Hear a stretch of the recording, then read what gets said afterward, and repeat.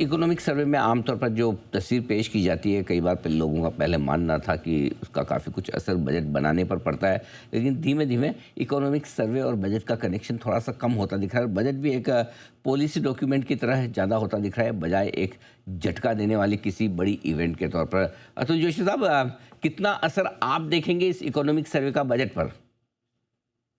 देखिए, ये इंडिकेशन दे सकता है कि किस किस डायरेक्शन में इकोनॉमी जा रही है। और मेरे ख्याल से ये कह सकते हैं कि हेडरूम या एल्बो रूम कितना है। जो ब्रॉड पैरामीटर्स बजट में डिस्कस किए जाते हैं उसमें कितना हेडरूम है और किस डायरेक्शन में अंडरलाइंग इकोनॉमी जाएगी। तो जैसे कि अगर हम देखें कि ये साल में अगर कॉर्पोरेट टैक्सेशन की बात करें तो उसमें जो ग्रोथ आनी चाहिए वो दिख नहीं रही है। तो उसका इफेक्ट अगले साल के ऊपर भी दिखेगा। जो हमारे प्रेडिक्शंस होंगे कि भाई रेवेन्यू जो है, खास करके टैक्स रेवेन्यू, उसमें कॉर्पोरेट टैक्सेशन की जो ग्रोथ होगी वो मेरे ख्याल से 25-26 के लिए बताई उससे परसेंटेज टर्म्स में कम होगी। तो ये एक इंडिकेशन देता है कि किस तरफ हमारी इकोनॉमी जा रही है। लेकिन ओवरऑल तो देखिए, मेरे ख्याल से जो जो कॉन्स्टिट्यूशन होता है वो तो हमारा ये टारगेट है फिस्कल डेफिसिट का। और इसको अचीव करने के लिए हमें कहाँ पर क्या मैथ्स लगाना है, वो बैकवर्ड थोड़ा भी चल रहा है। तो ओवरऑल इंडिकेशन है। बजट में बहुत ज्यादा इसका इनपुट्स जो है वो बियॉन्ड सर्टेन लिमिट्स नहीं होता है।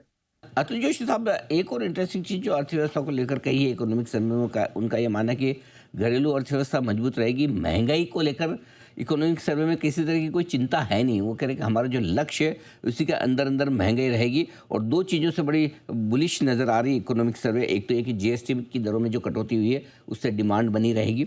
दूसरा है कि जो कुछ भी रिफॉर्म्स हुए हैं, स्ट्रक्चरल रिफॉर्म्स, उससे जीडीपी ग्रोथ भी मजबूत रहेगी। क्या वाकई में इतना आसान है ग्लोबल चुनौतियों को देखते हुए, या फिर ये वास्तविक तस्वीर है इकोनॉमिक सर्वे? नहीं, देखिए, जो जीएसटी कट था वो कंज्यूम हो चुका है। ठीक है, उसकी जो इफेक्ट थी वो आनी थी, वो आ गई और मेरे ख्याल से वो चैप्टर क्लोज हो चुका है। कंजम्पशन की अगर बात करें तो ये बात तो सही है कि एज अ कंट्री हमारे जो लोग हैं उनकी मानसिकता, खास करके जो यूथ है, उसकी मानसिकता हो गई है आज कंज्यूम करो कल सेव करेंगे, थोड़ी अमेरिकन टाइप की हो गई चुकी है। तो आप देखिए, क्रेडिट कार्ड का एक्सपेंस देखिए, उसमें आप ग्रोथ देखिए, आप देखिए कि जो बैंकों की ग्रोथ है, क्रेडिट ग्रोथ, उसमें सबसे ज्यादा परसेंटेज पर्सोनेल का है। और जो सर्विसेज सेक्टर करके जो आरबीआई दिखाती है सेक्टरल क्रेडिट रिपोर्ट में कि हमारी जो सर्विसेज सेक्टर में क्रेडिट बढ़ी है, बैंकों का लोन बढ़ा है, लेकिन सर्विसेज सेक्टर में एनबीएफसीज भी आ जाती है। तो बैंक्स जब एनबीएफसीज को पैसा देती है, एनबीएफसी आगे चल के फिर से पर्सनल लोन दे देती है। तो ओवरऑल हमारा जो पर्सनल लोन का कंजम्पशन ड्रिवन है उसी पे मेरे ख्याल से बाय एंड लार्ज चल रही है। इन्वेस्टमेंट्स की बात करें तो वो थोड़ा सा इतना गवर्नमेंट ड्रिवन ही है मेरे ख्याल से। जहां जहां गवर्नमेंट खर्चा करती है उसी सेक्टर्स में हमें बाय एंड लार्ज इन्वेस्टमेंट दिखता है। सीपीआई के जो नंबर से मैं पूरी तरह से आई थिंक सहमत हो सकता हूं, क्योंकि हमारा जो एग्रीकल्चरल आउटपुट हो रहा है और जो कवरेज हमको दिख रहा है आज की तारीख में, वो काफी कंफर्टेबल है कि अराउंड 4% या 4 के नीचे भी 3 से 5% की रेंज में मोस्ट ऑफ द साल 26-27 में मेरे ख्याल से सीपीआई रहना चाहिए। तो सीपीआई की तरफ से मुझे कोई ज्यादा चिंता नहीं है, वो बाय एंड लार्ज 3 से 5% के बीच में। लेकिन अगर 3 से 5% के बीच में या 3 से 4% के बीच में सीपीआई रहता है तो हमारी जो नॉमिनल जीडीपी है वो 9.5 से 10% के बीच में रहनी चाहिए। अगर हमको 6.5% का ग्रोथ दिखाना हो तो वहां पे मुझे कंसर्न है।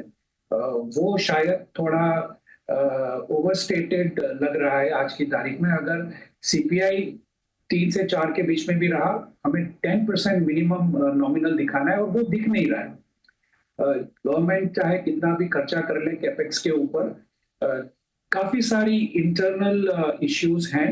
और बाय एंड लार्ज यही देखा जाता है कि जो सेक्टर, जो कैपेक्स गवर्नमेंट करती है उसी सेक्टर में सबसे ज्यादा ग्रोथ दिख रही है। और मैं आपको 2002 से बता सकता हूँ कि पहले हमने रोड से स्टार्ट किया, फिर पावर से स्टार्ट किया, फिर पोर्ट्स, एयरपोर्ट्स, उसके बाद में रेलवेज आ गई, जीसीसीज आ गई, आज की तारीख में शिप बिल्डिंग। तो ये सारी अगर हम ग्रोथ देखें तो ये शूट एंड स्कोप वाला हमारा मैन्युफैक्चरिंग सेक्टर, खास करके प्राइवेट सेक्टर का अप्रोच रहा है। इसमें ज्यादा करके वो जीडीपी को सपोर्ट करने वाला प्राइवेट कैपिटल एक्सपेंडिचर वो सामने नहीं आ रहा है। तो वहां पर एक मुझे क्वेश्चन मार्क रहेगा कि 3 से 4 अगर सीपीआई रहता है राइट। और आपका नॉमिनल 10 क्रॉस नहीं करता है, आपकी जीडीपी नंबर कम आ जाएगी।